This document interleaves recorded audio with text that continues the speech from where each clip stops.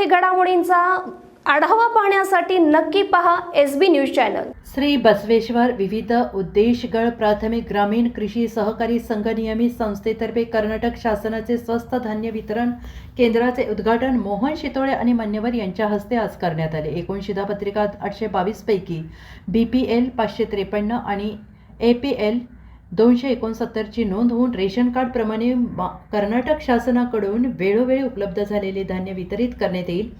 स्वस्त धान्य वितरण केंद्राच्या परवान्यासाठी माननीय आमदार प्रकाश हुक्केरी आणि आमदार गणेश हुक्केरी यांनी विशेष प्रयत्न केले अशी माहिती अध्यक्ष बसवराज गुंडकल्ले यांनी दिली।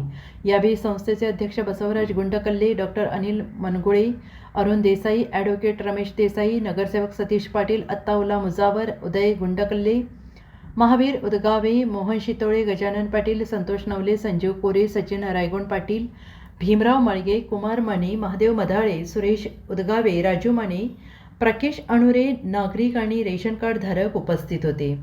SB न्यूजसाठी प्रतीक कदम।